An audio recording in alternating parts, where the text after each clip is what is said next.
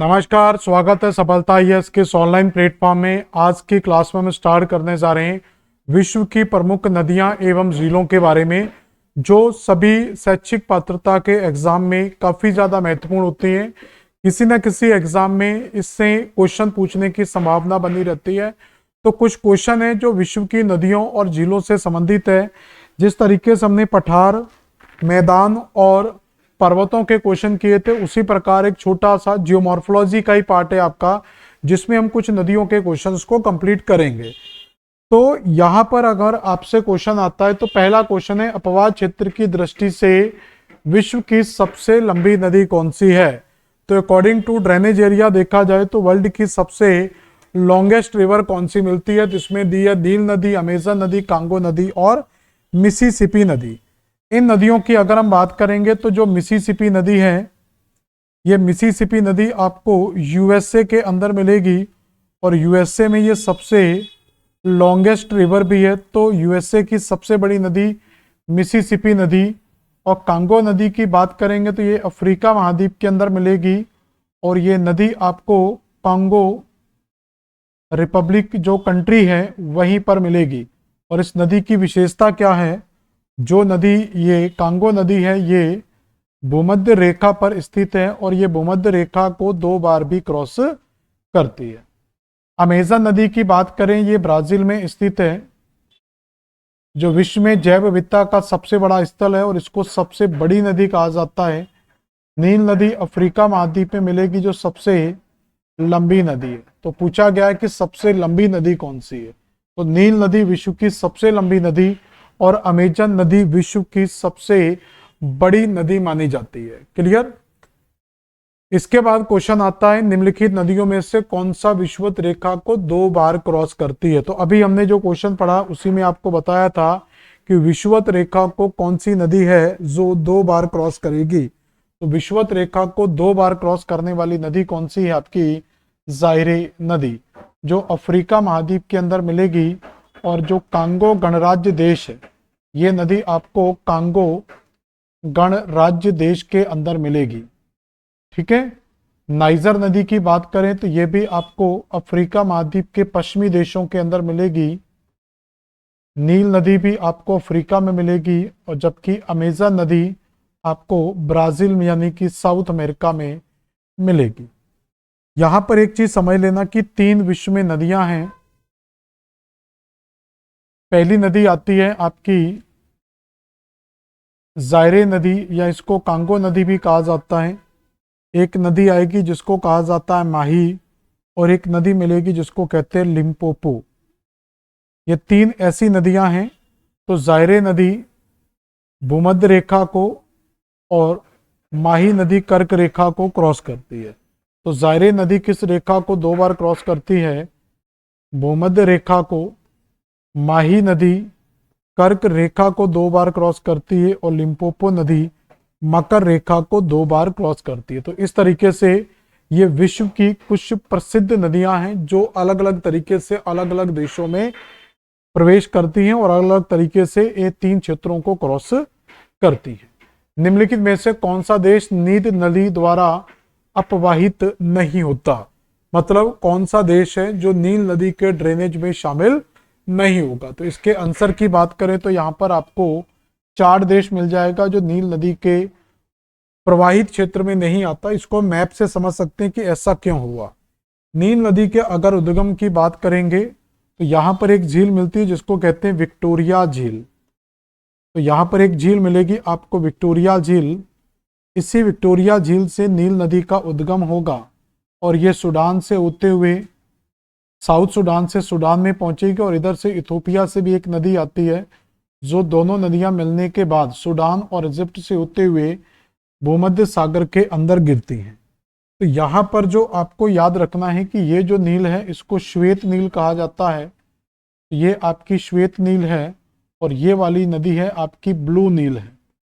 और ये दोनों नदियां सूडान की राजधानी खार्तूम में मिल जाती हैं और खार्तूम में मिलने के बाद ये नदी नील नदी के नाम से जानी जाती है। तो खार्तूम में ये दोनों नदियां अपना मुहाना बनाएंगी दोनों नदियों का जो मुहाना है वो कहाँ पर बनेगा, खार्तूम, सूडान की राजधानी। ये बन गई आपकी फाइनल नील नदी।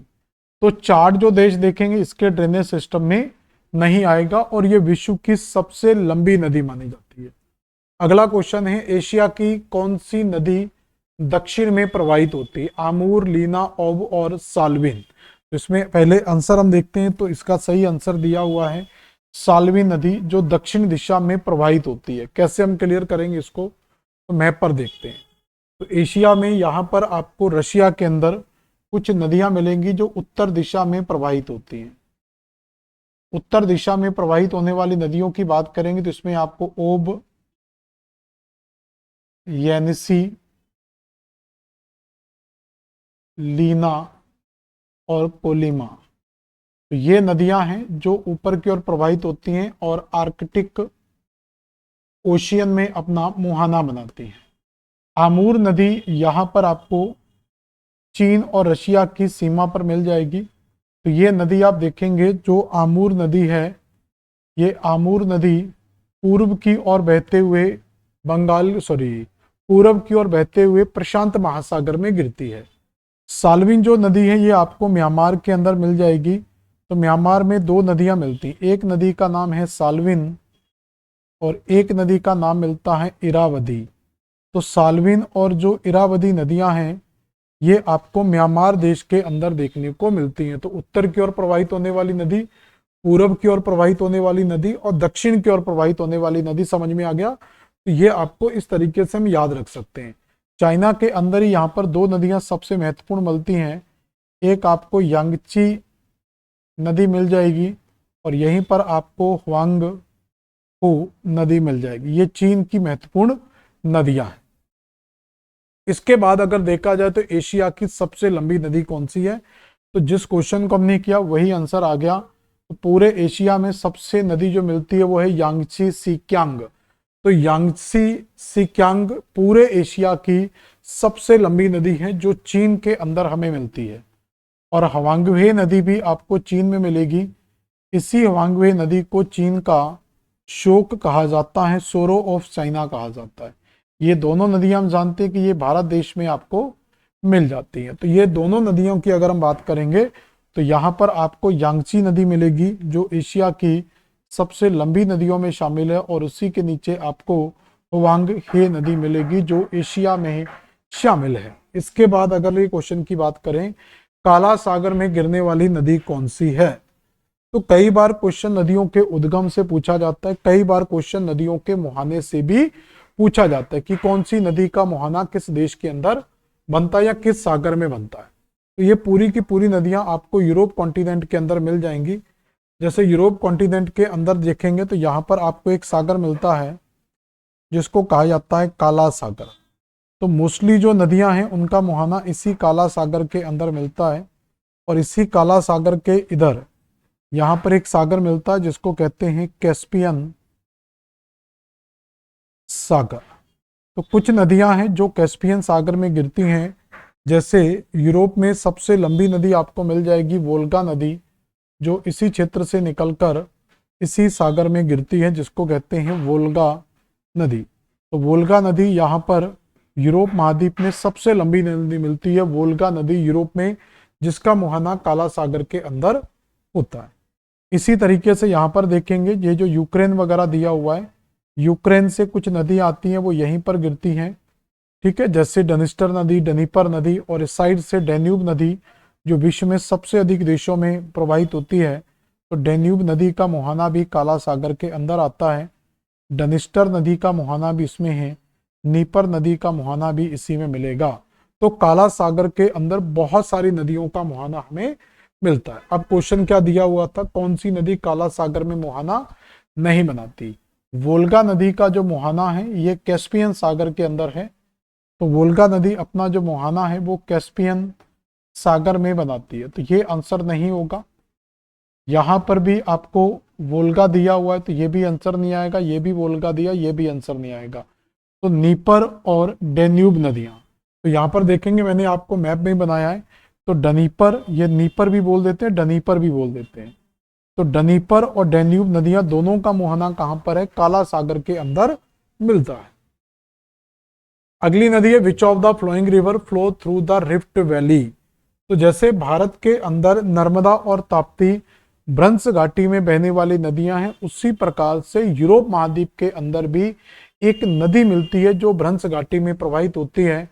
उस नदी को कहा जाता है राइन नदी। इस राइन नदी की अगर हम बात करेंगे, मैप में देखें अगर राइन नदी को, तो ये यूरोप महाद्वीप में यहाँ पर मिल जाएगी आपको राइन नदी। तो यूरोप महाद्वीप में इस जगह पर आपको मिलेगी राइन नदी।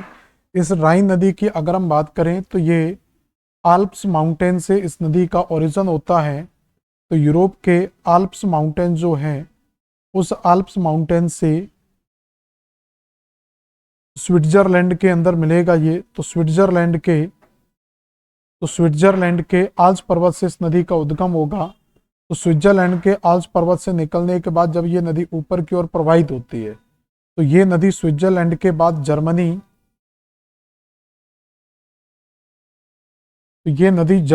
और फ्रांस के मध्य सीमा बनाती है। तो यहाँ से जर्मनी मिल जाएगा, इस साइड फ्रांस मिल जाएगा, और उसके बाद ये नदी पुनः जर्मनी में प्रवेश करेगी और जर्मनी के बाद नीदरलैंड से होते हुए अपना मुहाना भूमध्य सागर के अंदर बनाएगी। सॉरी, भूमध्य सागर नहीं मिलेगा यहाँ पर, ठीक है। तो इस नदी का जो मुहाना बनेगा, तो यहां से ये नदी देखो इस मैप में दिख जाएगी आपको। तो इस मैप में आपको यहां पर बनानी है, तो ये नदी आपको यहां पर याद रखना। तो इस नदी का जो मुहाना है ऊपर अटलांटिक ओशियन का जो पार्ट है, यहां पर इस नदी का मुहाना हमें देखने को मिलेगा, ठीक है। तो अब यहां पर अगर हम इस नदी की बात करें तो ये नदी यहां पर भी जर्मनी में प्रवाहित होती है। इसी नदी के दोनों तरफ, इसी नदी के इस तरफ फ्रांस में भी एक पर्वत श्रेणी स्थित है और यहां पर भी एक पर्वत श्रेणी स्थित है। इन दोनों पर्वत श्रेणियों की अगर हम बात करें तो फ्रांस में ये जो पर्वत श्रेणी है इसको कहा जाता है वॉस्जेस माउंटेन, वॉस्जेस पर्वत। ये फ्रांस के वॉस्जेस पर्वत, और जर्मनी का जो पर्वत है उसको कहते हैं ब्लैक फॉरेस्ट। तो ये फ्रांस के वॉस्जेस पर्वत और जर्मनी के ब्लैक फॉरेस्ट मध्य के बीच में प्रवाहित होती है और यहीं पर इसकी भ्रंश घाटी का निर्माण होता है। तो इसी को कहते हैं हम राइन भ्रंश घाटी। तो ये क्या बनता है, हमारा राइन भ्रंश बनता है। इस हिसाब से वॉस्जेस माउंटेन क्या है, एक ब्लॉक माउंटेन का उदाहरण है, और ब्लैक फॉरेस्ट भी यहाँ पर क्या है, एक ब्लॉक माउंटेन का उदाहरण है। तो ये जर्मनी और फ्रांस के मध्य स्थित ब्लॉक पर्वत, भ्रंशोत पर्वत के मध्य बनी भ्रंश घाटी से होकर प्रवाहित होती है। तो ये कहानी होती है आपकी राइन नदी की। इसके बाद बात करें निम्नलिखित में से कौन सी एशिया से संबंधित नहीं है। तो कौन सी नदी का संबंध एशिया महाद्वीप से हमें नहीं मिलता है, तो ये हमें यहां पर याद रखना है। तो यहां पर अगर हम देखेंगे तो लोपनुर, हालांकि ये एक झील है, लोपनुर एक झील है जो आपको रूस के अंदर मिल जाएगी। आमूर अभी हम देख चुके थे कि ये रूस और चीन की सीमा पर एक नदी मिल जाती है। नाइजर नदी का संबंध अफ्रीका महाद्वीप के पश्चिमी देशों से है। टिग्रिस, यूफ्रेट्स जो ईरान इराक के अंदर मिल जाएंगी, ये भी एशिया महाद्वीप से संबंधित है। तो आंसर आ जाएगा नाइजर नदी। तो अफ्रीका महाद्वीप के पश्चिमी भाग में आपको मिलती है नाइजर नदी, और इसी नाइजर नदी को पाम ऑयल रिवर भी कहा जाता है, पाम तेल की नदी भी कहा जाता है। तो पाम ऑयल का मतलब यहाँ पर होता है ताड़ का तेल। तो पाम ऑयल का मतलब होता है ताड़ का तेल। तो इस नदी के आसपास के क्षेत्रों में पाम का एग्रीकल्चर या प्लांटेशन सबसे ज्यादा किया जाता है, इसलिए इसको पाम ऑयल की रिवर कहा जाता है। अफ्रीका की कौन सी नदी मकर रेखा को 2 बार काटती है? तो मैं अभी आपको बता चुका था कि अफ्रीका महाद्वीप में एक नदी मिलती है जिसको कहते हैं जायरे नदी, या इसको कांगो नदी भी कहा जाता है। और यायरे या कांगो नदी की बात करेंगे तो ये आपका भूमध्य रेखा को 2 बार क्रॉस करती है। और इसी अफ्रीका महाद्वीप के दक्षिणी भाग में एक नदी मिलेगी आपको जो मकर रेखा को 2 बार काटती है, इसको कहते हैं लिम्पोपो नदी। ऐसे ही भारत के अंदर आपको एक नदी मिल जाती है जो है माही नदी, ठीक है, माही नदी जो कर्क रेखा को 2 बार काटती है। तो इस हिसाब से जो नदी में आंसर आएगा हमारा वो आ जाएगा लिम्पोपो नदी, जो मकर रेखा को 2 बार क्रॉस करती है। क्लियर हो गया। यहां पर आपको मिल जाएगी लिम्पोपो नदी। तो ये बोत्सवाना साउथ अफ्रीका के बॉर्डर से होते हुए इस तरीके से ये मिल जाती है और यहीं से हमारी पास होती है मकर रेखा। तो ये लिम्पोपो नदी मकर रेखा को डबल क्रॉस करके जाती है। अगला क्वेश्चन क्या है, निम्नलिखित में से कौन सा युग्म सम्मिलित नहीं है। तो ये कुछ नदियां दी हैं और उनका संबंध दिया कंट्री से। जैसे नीपर नदी का संबंध यूक्रेन से, ये स्टेटमेंट सही होगा। पो नदी का संबंध इटली से है। इसी पो नदी को इटली की गंगा कहा जाता है। इसी पो नदी को इटली की गंगा के नाम से भी जाना जाता है। राइन नदी की बात करें तो अभी हम देख चुके थे कि जर्मनी में भ्रंश घाटी में प्रवाहित होती है राइन नदी। रॉन नदी की अगर हम बात करेंगे तो इसका संबंध फ्रांस के साथ है, ना कि स्पेन के साथ। तो ये हमारा आंसर हो जाएगा रॉन नदी। तो हमने जो आल्प्स पर्वत अभी आपको चर्चा किया था आल्प्स पर्वत का, कि इसी आल्प्स पर्वत से निकलती है राइन नदी जो उत्तर दिशा में प्रवाहित होती है और इसी आल्प्स पर्वत से इस दिशा में प्रवाहित होती है भूमध्य सागर की ओर। तो भूमध्य सागर की ओर जो नदी जाती है फ्रांस से होते हुए, इस नदी को कहा जाता है रॉन नदी। और इसी से राइन रॉन और इसी से एक नदी का उद्गम और होता है जिसको यहाँ पर कहा जाता है, जो इटली की तरफ प्रवेश करेगी, इटली की तरफ प्रवेश करेगी, इसको कहा जाता है पो। तो राइन, रॉन और पो तीनों नदियां अलग अलग दिशाओं में प्रवाहित होती हैं और तीनों नदियों का उद्गम स्विट्जरलैंड के आल्प्स पर्वत से ही होता है। क्लियर हो गया। अगला क्वेश्चन देखते हैं। अगला क्वेश्चन यहाँ पर क्या है, अगला क्वेश्चन है एशिया की विशाल नदी मेकांग निम्नलिखित में से किस देश का हिस्सा नहीं है। तो मेकांग नदी का संबंध पूछा जा रहा है कि किस देश से मेकांग नदी का संबंध नहीं है। ये मेकांग नदी दक्षिण पूर्व एशिया में सबसे बड़ी नदी है और एशिया महाद्वीप में सबसे प्रसिद्ध नदी भी है। तो इसमें चाइना, मलेशिया, कंबोडिया, लाओस, तो मलेशिया का संबंध इस नदी से नहीं है। कैसे नहीं, आप मैप में देख सकते हैं। तो ये पूरे का पूरा नॉर्थ ईस्ट है। तो ये नदी चीन से निकलती है, म्यांमार से होकर आती है। म्यांमार के बाद ये लाओस और थाईलैंड की सीमा बनाती है। फिर लाओस के साथ होते हुए कंबोडिया और कंबोडिया के बाद वियतनाम में अपना मुहाना बनाती है।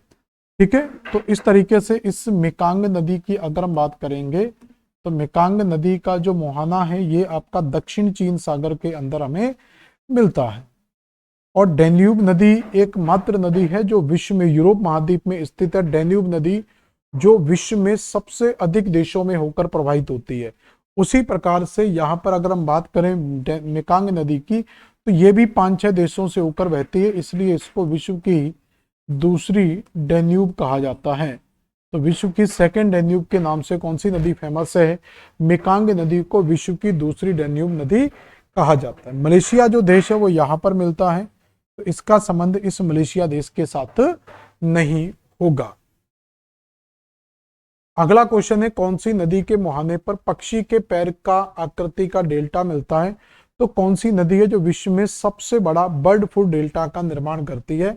बर्ड फूड डेल्टा का मतलब अगर कोई नदी इस तरीके से आती है और फाइनली आकर इस तरीके का एक पंजा का डेल्टा बनाती है तो इसी को कहा जाता है बर्ड फुट डेल्टा। तो वर्ल्ड में सबसे बड़ा बर्ड फूड डेल्टा बनाने वाली नदी है मिसिसिपी नदी जो यूएसए के अंदर मिलेगी। वांगहो नदी चीन की नदी है। ये चीन की सबसे प्रमुख नदी है जिसको चीन का शोक भी कहा जाता है। नील नदी सबसे लंबी नदी है। तो नील नदी सबसे लंबी नदियों में शामिल होती है। डैन्यूब नदी की अगर हम बात करेंगे तो डैन्यूब नदी विश्व में सर्वाधिक देशों से प्रवाहित होने वाली नदी है। तो डैन्यूब नदी सर्वाधिक देशों से प्रवाहित होती है। इस नदी को ग्रीन नदी के नाम से भी जाना जाता है। और मिसिसिपी नदी की अगर हम बात करेंगे तो ये नदी उत्तरी अमेरिका महाद्वीप की या यूएसए की सबसे बड़ी नदी है जिसका उद्गम सुपीरियर उच्च भूमि से होता है और मुहाना मैक्सिको की खाड़ी में बनता है। इसके बाद कुछ और शहर दिए हुए जैसे खार्तूम, न्यूयॉर्क, बर्लिन और सिडनी। खार्तूम की बात करें तो ये नील नदी पर बना हुआ है। सूडान की राजधानी है खार्तूम जो श्वेत नील। तो मैंने आपको ये बताया था ये दो नदियां हैं, एक नदी का नाम है ब्लू नाइल और एक नदी को कहा जाता है वाइट नाइल। ये ब्लू और वाइट नाइल जो नदियां हैं जो खार्तूम में मिलने के बाद, सूडान की राजधानी खार्तूम में मिलने के बाद नाइल नदी का फॉर्मेशन करती हैं। तो ये आंसर सही है। न्यूयॉर्क जो है यूएसए के अंदर दो शहर हैं, एक है वाशिंगटन डीसी, एक है न्यूयॉर्क। न्यूयॉर्क शहर की बात करें, इसको सिटी ऑफ स्काई स्क्रैपर यानी कि गगनचुंबी इमारतों का शहर कहा जाता है। तो न्यूयॉर्क जो शहर है ये हडसन नदी के मुहाने पर स्थित है। तो ये स्टेटमेंट भी हमारा सही है, ये भी सही है। बर्लिन की अगर हम बात करेंगे, ये जर्मनी की राजधानी है बर्लिन और ये स्प्री नदी के सहायक तट पर, स्प्री नदी के तट पर स्थित है। तो स्प्री नदी के तट पर स्थित है आपकी कौन सी राजधानी? बर्लिन। सिडनी की अगर हम बात करेंगे तो ये ऑस्ट्रेलिया में स्थित है। सीन नदी की बात करें तो ये फ्रांस में स्थित है और फ्रांस की राजधानी जो पेरिस है, फ्रांस की राजधानी पेरिस इसी सीन नदी पर है। तो फ्रांस और ऑस्ट्रेलिया में कोई रिश्ता नहीं है, तो इसलिए आंसर हमारा क्या निकल कर आएगा? इसमें डी आंसर बिल्कुल सही आंसर होगा। अगले क्वेश्चन की अगर हम बात करेंगे तो यहां पर देखो फिर से दिया हुआ है वॉशिंगटन डीसी। अगर आप यूएसए में जाते हैं, अगर आप यूएसए का मैप देखेंगे तो इस तरीके से आपको यूएसए का मैप मिलेगा। तो इस यूएसए के मैप में जाएंगे तो यहां पर दो नदियां आपको मिलती हैं यूएसए के पूर्वी भाग में। इसमें से एक नदी का नाम है हडसन नदी और एक नदी का नाम मिलता है पोटोमैक नदी। ये काफी ज्यादा इंपॉर्टेंट है। पोटोमैक नदी के मुहाने पर राजधानी वाशिंगटन डीसी अवस्थित है। तो वाशिंगटन डीसी आपको इसी नदी के मुहाने पर देखने को मिल जाएगा, वाशिंगटन डीसी। और हडसन नदी के मुहाने पर जो शहर है वो आपका कौन सा है? न्यूयॉर्क शहर, जिसको गगनचुंबी इमारतों का शहर कहा जाता है। तो इसका मतलब है कि वाशिंगटन डीसी जो पोटोमैक नदी के मुहाने पर है, तो हमारा आंसर 4 से स्टार्ट होगा। 4 यहां दिया है, 4 यहां दिया, तो ये दोनों आंसर एलिमिनेट कर लेंगे। बर्लिन हम पढ़ चुके हैं, जर्मनी की राजधानी है जो सीन नदी के तट पर स्थित है, सॉरी स्प्री नदी के तट पर स्थित है। तो ये स्प्री आएगा यहां से, तो बी का 3 होना चाहिए, तो 4 के बाद 3 आएगा, तो यहाँ पर 4 के बाद 3 मिल गया। पेरिस जो है फ्रांस की राजधानी सीन नदी के तट पर है, तो 2। मैड्रिड आपको मैजनरेस नदी के तट पर मिल जाएगा, तो ये आपका आ जाएगा 1। तो 4 3 2 1 इसका सही आंसर होगा। तो सही आंसर हमारा क्या निकल कर आएगा? डी दिल्ली हमारा बिल्कुल सही आंसर होगा। इसके बाद फिर कुछ नगर और सिटी दी हुई हैं, इनको अब तो आराम से बना सकते हैं। ये रावी लिखा हुआ है और यहाँ पर आपका रोम लिखा हुआ है। रोम इटली की राजधानी है, लाहौर आपका पाकिस्तान में है, बर्लिन जर्मनी में है, न्यूयॉर्क यूएसए में है। ये हम ऑलरेडी जानते हैं। इसके बाद अगर देखा जाए तो बर्लिन जर्मनी की राजधानी जो स्प्री नदी के तट पर है, तो ऑप्शन हमारा 4 से स्टार्ट होगा। ऑप्शन हमारा 4 से स्टार्ट होगा, 4 इसमें दिया हुआ है, तो आंसर हमारा बी आ गया, लेकिन फिर भी सॉल्व कर सकते हैं। लाहौर हम जानते हैं रावी नदी के तट पर होगा, तो यहाँ पर 3 आ जाएगा। न्यूयॉर्क आपका हडसन नदी के तट पर है और रोम आपका टाइबर नदी के तट पर है, तो 4 3 2 1, तो बी आंसर आपका आ जाएगा। तो टाइबर नदी के तट पर स्थित है रोम, और ये रोम इटली की राजधानी, और इसी इटली के अंदर रोम के अंदर अगर हम बात करेंगे तो रोम के अंदर आपका वेटिकन सिटी शहर स्थित है। तो वेटिकन जो सिटी शहर है वो इसी नदी के तट पर, रोम जो राजधानी है, तो रोम राजधानी के बीच में एक छोटा सा देश है, ये पूरे का पूरा रोम हो गया। तो रोम के अंदर ये छोटा सा देश है जिसको कहते हैं Vatican, Vatican city. Vatican city की बात करेंगे तो ये वेटिकन सिटी विश्व का सबसे छोटा देश भी है। इसको पोप की नगरी भी कहा जाता है, इसको पोप की नगरी भी कहा जाता है, इसको होली सिटी भी कहा जाता है, पूजा क्षेत्र भी कहा जाता है, होली सिटी के नाम से भी फेमस है। पॉपुलेशन यहाँ पर बहुत कम देखने को मिलती। पादरी समुदाय के जो लोग हैं, जो क्रिश्चियन वगैरह समुदाय में जो फादर वगैरह रहते हैं, वही लोग यहाँ पर रहते हैं। तो ये इसी नदी के तट पर आपको मिल जाता है। इसके बाद अगला क्वेश्चन है, निम्नलिखित में से कौन सी राजधानी डेन्यूब नदी पर स्थित नहीं है? डेन्यूब नदी मैंने आपको बताया कि विश्व में सबसे अधिक देशों से होकर बहती है। तो हंगरी की राजधानी बुडापेस्ट है, ठीक है। सर्बिया की राजधानी बेलग्रेड, ऑस्ट्रिया की राजधानी वियना और इटली की राजधानी रोम। तो इटली आंसर नहीं आएगा क्योंकि यह नदी इटली में जाती ही नहीं है। तो यह नदी विश्व में सबसे अधिक देशों में प्रवाहित होती है। इसका अगर मैप होता तो यहाँ पर मैं आपको दिखा देता, एक मैप से आपको दिखाई देता हूँ ये नदी पूरी की पूरी। यूरोप का मैप अगर मिल जाए तो यहाँ पर हमें यूरोप का मैप मिल गया। तो इस यूरोप के मैप में अगर हम देखेंगे तो डेन्यूब नदी का उद्गम जर्मनी से होता है। जर्मनी के ब्लैक फॉरेस्ट से ये नदी निकलेगी और जर्मनी से निकलने के बाद ये स्विट्जरलैंड, ऑस्ट्रिया से होते हुए, ठीक है, स्लोवाकिया, हंगरी, रोमानिया, सर्बिया, इस तरीके से ये कई देशों से होते हुए प्रवाहित होती है और फाइनली अपना मुहाना काला सागर के अंदर बनाती है। तो फाइनली जो अपना मुहाना है ये काला सागर के अंदर बनाएगी। इसी नदी पर ऑस्ट्रिया की राजधानी वियना, सर्बिया की राजधानी बेलग्रेड और एक और राजधानी हमने पढ़ी थी, कौन सी राजधानी थी, एक राजधानी क्षेत्र और था इस नदी के ऊपर, हाँ, बेलग्रेड, और हंगरी की राजधानी बुडापेस्ट है। वियना इटली इसमें काफी ज्यादा नीचे मिल जाता, तो इटली इस नदी के तट पर स्थित नहीं होगा। तो इटली की जो राजधानी रोम है ये किस नदी के तट पर है, तो ये आपकी टाइबर नदी के तट पर स्थित है। टाइबर नदी के तट पर स्थित है। अगले क्वेश्चन की अगर हम बात करेंगे यहाँ पर, अब ये कुछ झीलों के क्वेश्चन है। मैंने मेन जो प्रीवियस ईयर के क्वेश्चंस आए हुए थे वही यहाँ पर हाईलाइट किए हैं। पूरे नदियों को अभी हमने हाईलाइट इसलिए नहीं किया है क्योंकि आगे जाकर हम एक सेशन लेकर आएंगे नदियों का, पर्वतों का, पठारों का, यानी कि पूरे का पूरा एक मैपिंग का सेशन करेंगे।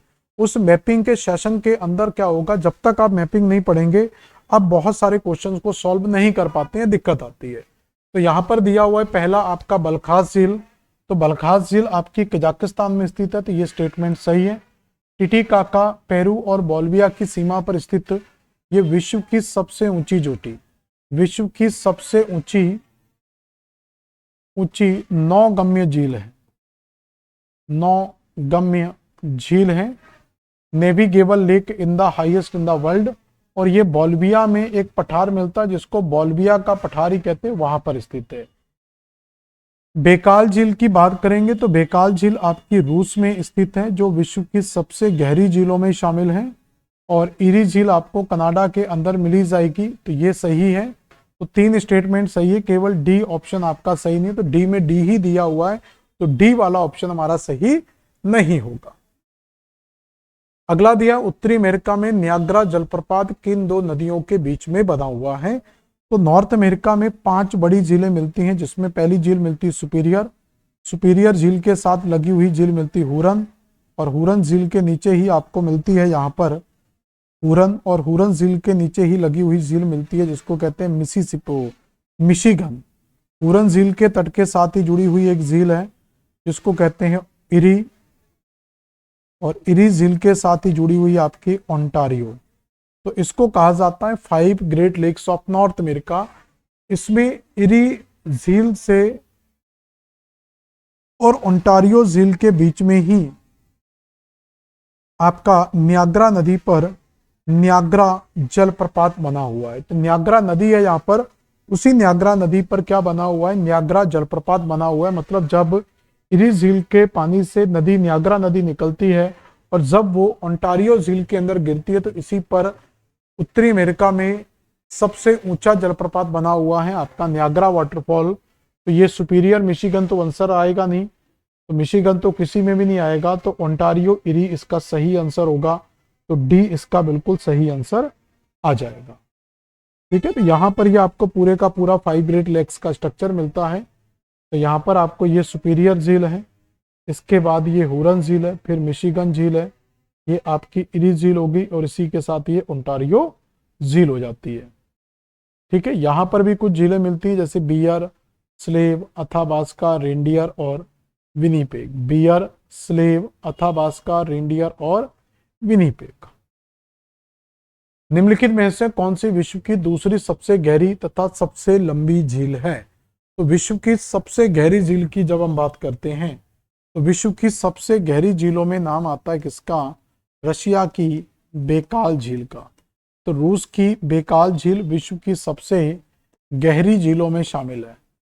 इसके बाद सेकंड नंबर पर जो गहरी झील आती है वो है लेक तंगानिका। तो लेक तंगानिका विश्व की दूसरी गहरी झील है। दूसरी गहरी झील के साथ साथ ये विश्व में सबसे लंबी झील भी है। तो विश्व में सबसे लंबी झील भी आपको कौन सी मिलती है? तंगानिका झील। तो लेक तंगानिका यहां पर आपको मिल जाएगी ऑप्शन में। तो बेकाल के बाद पूछा गया है तो हम इसको तंगानिका झील लगा सकते हैं। ठीक है, वैसे गहरी झीलों में मेरे ख्याल से टिटिकाका झील आती है, लेकिन लंबी झीलों में जो हैं वो आपकी तंगानिका ही ऑप्शन है, उसके अलावा कोई ऑप्शन नहीं है, तो आप तंगानिका लगा सकते हो। कौन सा ग्रेट लेक्स का हिस्सा नहीं है?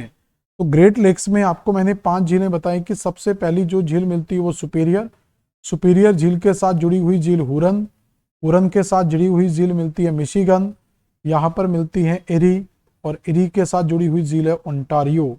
तो यहाँ पर अगर ऑप्शन में जाएंगे तो मिशिगन, हुरन, सुपीरियर, तो ये सारी झीलें तो शामिल हैं। बियर झील स्थित नहीं है।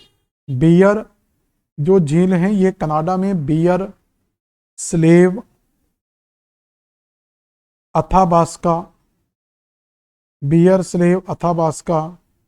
रेंडियर और विनीपेग, ये 5 जिले हैं जो कनाडा में स्थित हैं, क्रम से उत्तर से दक्षिण में। और ये हिमानीकृत जिले, हिमानी प्रक्रम से द्वारा बनी हुई जिले हैं, और ये कनाडा के अंदर उत्तर से दक्षिण क्रम में आपको मिल जाती है। बियर, स्लेव, अथाबास्का, रेंडियर और विनीपेग। और इसी विनीपेग झील के तट पर अगर हम जाएंगे तो विनीपेग झील के तट पर एक शहर स्थित है जिसका नाम ही विनीपेग सिटी है। तो विनीपेग सिटी इसी झील के तट पर स्थित है, और ये विश्व में, पूरे वर्ल्ड में विश्व में गेहूं की सबसे बड़ी मंडी के लिए फेमस है। गेहूं की सबसे बड़ी मंडी यहीं पर लगती है, सबसे बड़ी मंडी के लिए प्रसिद्ध है।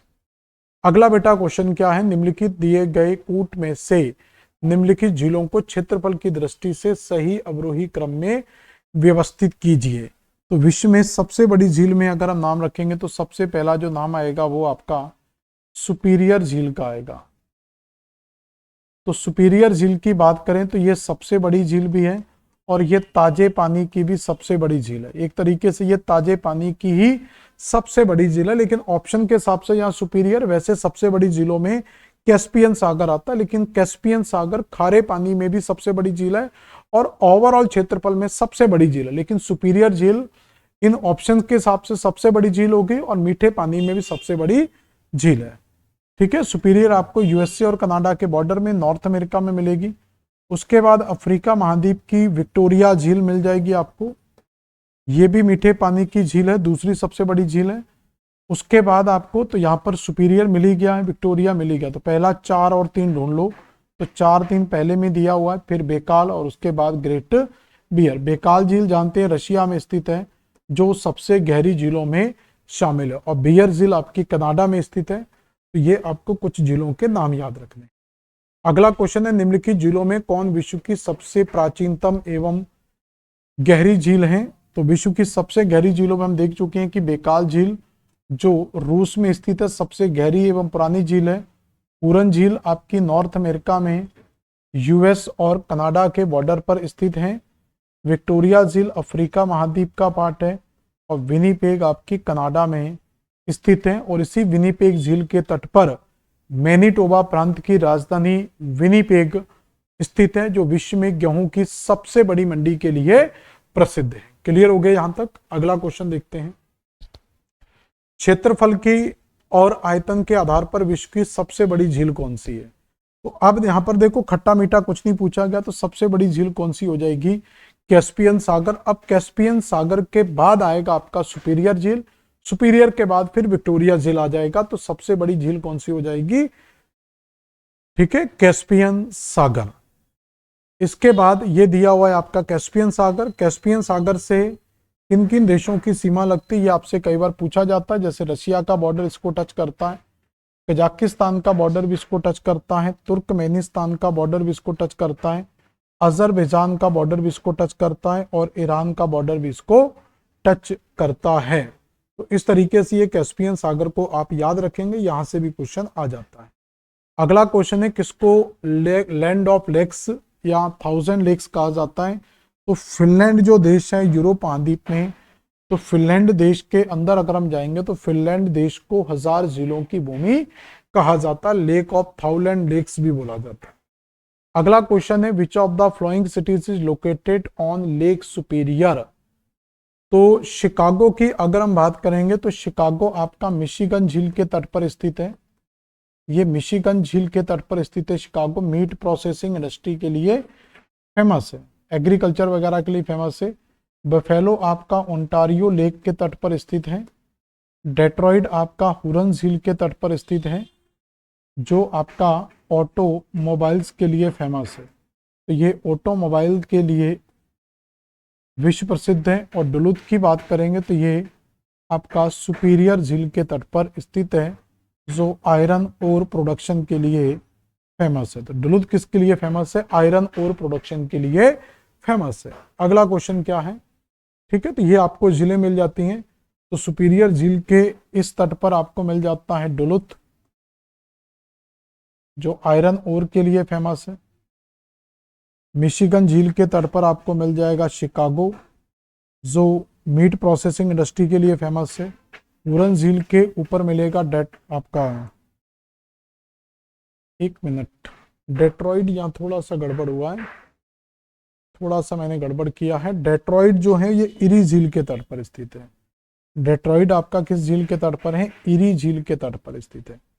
तो यहाँ पर आपको इरी झील मिलेगी। तो इरी झील के तट पर क्या मिलेगा? डेट्रॉइड। और जो हुरन झील है इस नदी के तट पर मिलता है सडबरी, जो निकिल प्रोडक्शन के लिए फेमस है। और सडबरी जो है, डेट्रॉइड जो हमारा, ये ऑटोमोबाइल के लिए फेमस है। इसलिए जहां पर भी ऑटोमोबाइल्स का प्रोडक्शन होता है उसको डेट्रॉइड का संज्ञा दी जाती है। जैसे भारत में आपका पीथमपुर को भारत का डेट्रॉइड कहा जाता है, उसी प्रकार से ओंटारियो झील के तट पर आपको यहाँ पर बफेलो मिल जाएगा। तो ये कुछ शहरों को आप यहाँ पर याद रख सकते हैं।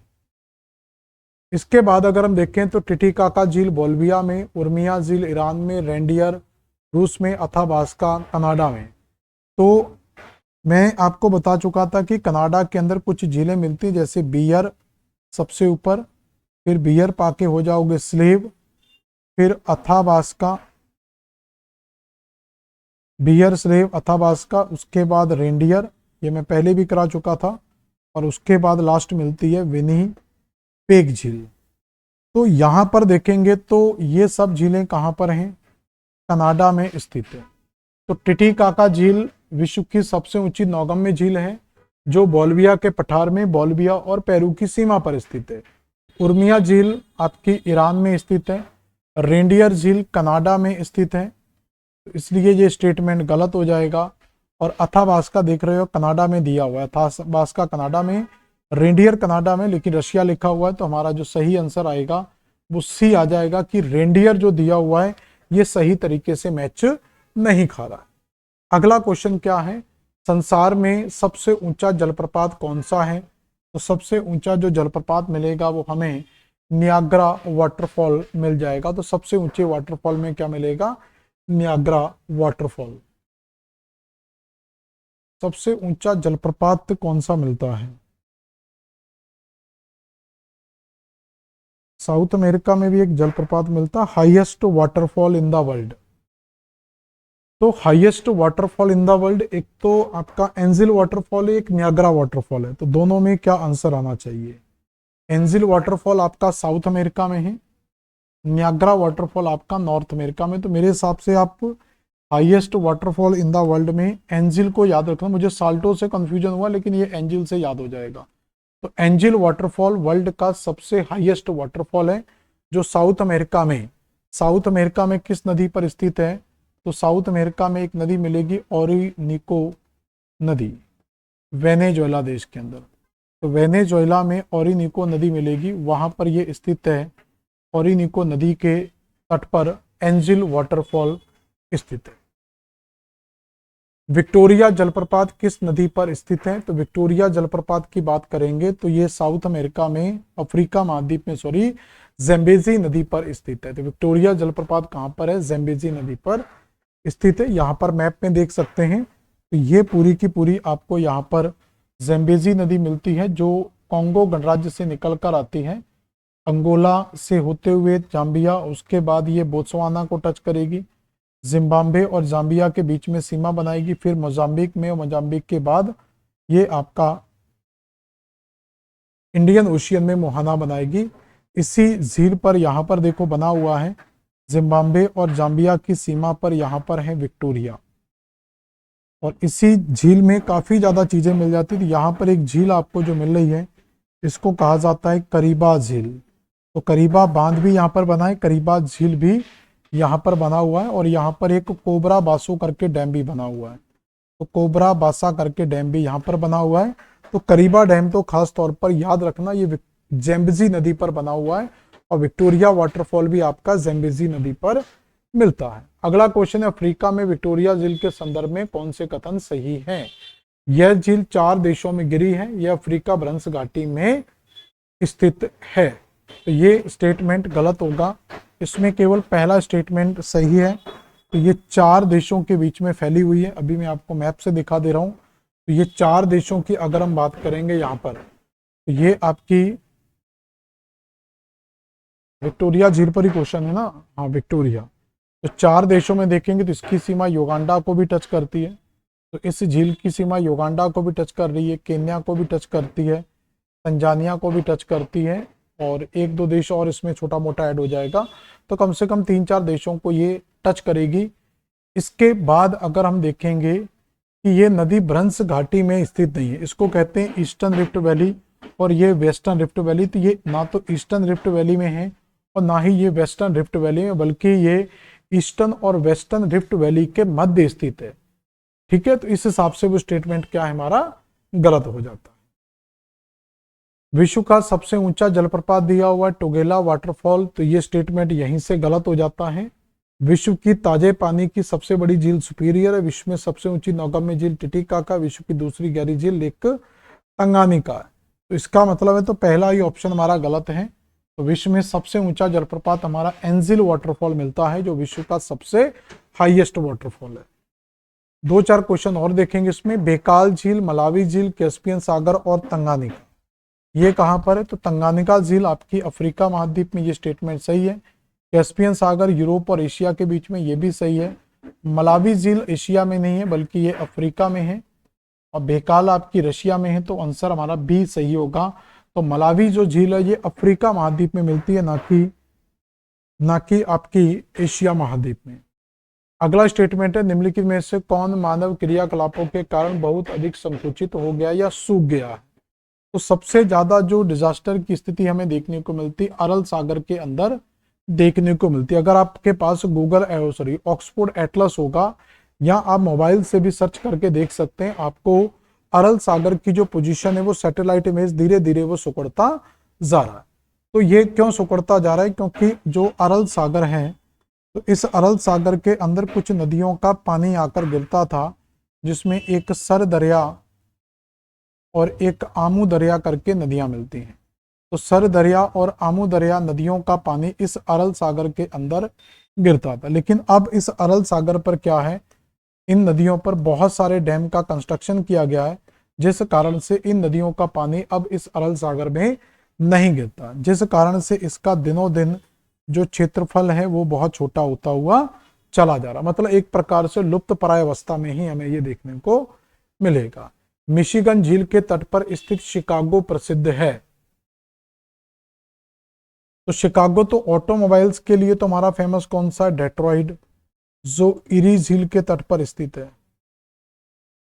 ठीक है, और तांबे के लिए हम जानते हैं कि कल हमने एक अटाकामा डेजर्ट पढ़ाया था चिली के अंदर, चुकी कमाटा, वो प्रसिद्ध है, और ये आपका 2 चीजों के लिए फेमस है। तो शिकागो आपका आयरन और के साथ साथ ये आपका मीट प्रोसेसिंग के लिए भी फेमस है, और ये एक अच्छी बड़ी पॉपुलेशन का क्षेत्र भी मिलता है, और सबसे बड़ा ट्रांसपोर्टिंग फोकस सेंटर भी हमें शिकागो के अंदर मिलता है। और स्वामी विवेकानंद का जो विश्व धर्म सम्मेलन था, भाषण दिया था, वो इसी शिकागो में दिया था। इरी झील के तट पर अवस्थित वह स्थान जो ऑटोमोबाइल के लिए फेमस है, तो वो कौन सा? हमारा डेट्रॉइड। सडबरी जो है ये हुरन झील के तट पर स्थित है, निकिल प्रोडक्शन के लिए फेमस है। डुलुथ जो है ये आपका सुपीरियर झील के तट पर स्थित है, ये भी आयरन के लिए फेमस है।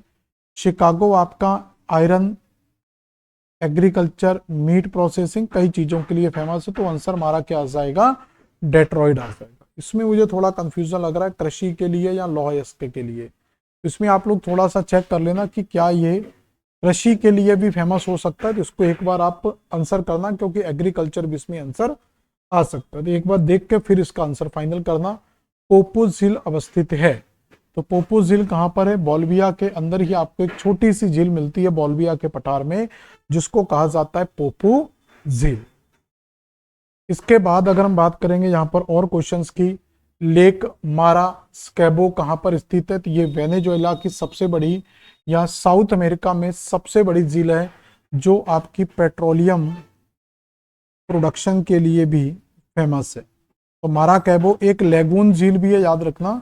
तो ये सबसे बड़ी झील भी है और ये एक लेगून झील भी है, और जो पेट्रोलियम प्रोडक्शन के लिए भी फेमस है। इसके बाद नील नदी, ब्लू नाइल नदी किस झील से निकलती है, तो मैं आपको दो नदियां यहां पर बता चुका था, ये दो नदियों से मिलकर बनती है, इसको नाइल बोलते हैं। इससे पहले ये एक नदी होती है जिसको कहते हैं ब्लू नील, और इससे पहले एक नदी होती है जिसको कहते हैं व्हाइट नील। तो ब्लू नील और व्हाइट नील जो है, तो ब्लू नील जो है आपकी ये इथोपिया उच्च भूमि से निकलती है, इथोपिया उच्च भूमि। और अगर यहाँ से आपको झील पूछा जाए तो आप यहाँ पर ताना झील याद रख सकते हैं, और यहाँ पर जो झील आपको मिलती है ये आपकी विक्टोरिया झील मिलती है।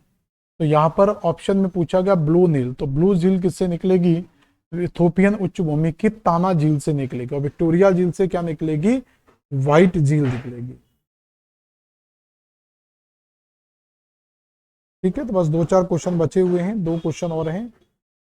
इसके बाद है चाड झील अवस्थित है Niger, Nigeria, Niger Morocco, Nigeria, मोन्टानिया और कैमरून। तो चाड जो झील है ये चार देशों के बीच में स्थित है। चार देश इसमें कौन कौन से मिलते हैं, तो इसमें नाइजर, नाइजीरिया, नाइजीरिया, चाड और कैमरून, तो ये चार देशों के बीच में स्थित है। तो नाइजर, नाइजीरिया आप इसका आंसर लगा सकते हैं, क्योंकि बाकी का सटीक का ऑप्शन में नहीं है। तो चार देश है, नाइजर, नाइजीरिया, चाड और कैमरून, चार देशों के अंदर मिलती है। इसके बाद है लेक ताइपो, जो न्यूजीलैंड में स्थित एक छोटी सी देश है। तो ताइपो झील आपको कहाँ पर मिलती है, न्यूजीलैंड के अंदर मिलती है। तो इस तरीके से ये आज के हमारे क्वेश्चंस हैं।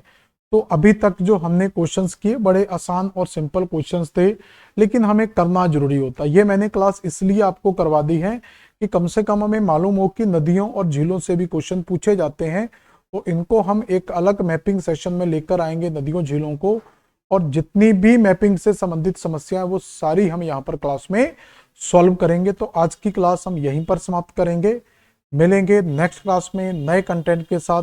धन्यवाद।